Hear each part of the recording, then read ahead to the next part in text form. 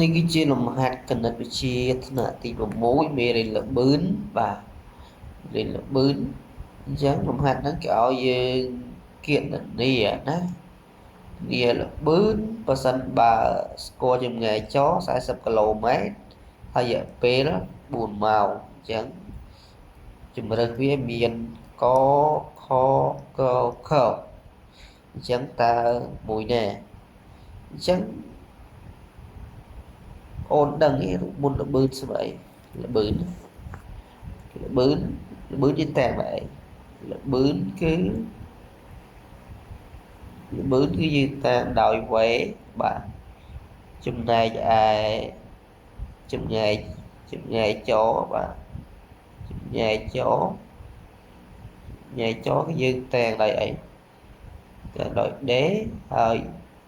រយៈពេលយើងតាមដោយតេអញ្ចឹងរូបមន្តល្បឿនស្មើអីមុនណាមុនបាទមុនរបស់យើងតាម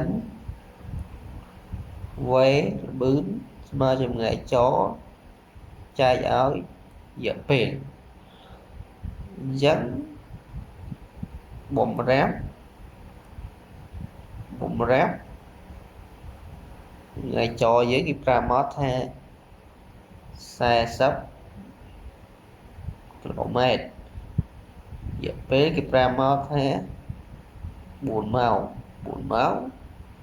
អញ្ចឹងនាំឲ្យអីវេស្មើអីវេស្មើ40គីឡូម៉ែត្រចែកឲ្យ4ម៉ោងចឹង40ចែក4ស្មើ10ហើយអីទៀតຂະຫນាតវាຂະຫນាតមានថាគីឡូម៉ែត្របាទមានគីឡូម៉ែត្រ